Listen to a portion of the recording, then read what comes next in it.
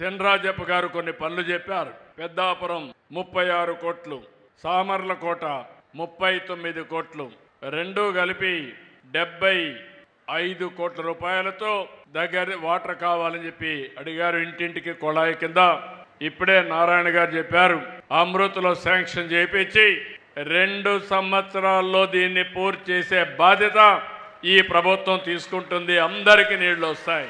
ఇంకా చిన్న విషయాలు, ఒక హాస్పిటల్ చెప్పారు, ఒక డిగ్రీ కాలేజ్ చెప్పారు, ఇంకా చిన్న చిన్న విషయాలు చెప్పారు. చినరాజప్ప ఏది అడిగినా కాదనకుండా ఎప్పటికప్పుడు నేను చేస్తూ ఉంటాను. మీకు ఎవ్వరికి అనుమానం అవసరం లేదు. అవసరమైతే ఆయన అడిగిన దానికంటే ఎక్కువే చేస్తామని మరొక్కసారి హామీ ఇస్తూ, పెద్దాపురానికి ఎప్పుడు తెలుగుదేశం పార్టీ గుర్తు పెట్టుకుంటుంది. పెద్దాపురం తెలుగుదేశం పార్టీకి ప్రస్తుతం ఎన్డీఏకి కంచు కోట. ఈ నియోజకవర్గాన్ని అభివృద్ధి చేసే బాధ్యత ఎన్డీఏ తీసుకుంటాం. ఇక్కడ ఎమ్మెల్యే చినరాజప్ప గారు ఉన్నారు, అదే మరి ఎంపీగా శ్రీనివాస్ గారు ఉన్నారు.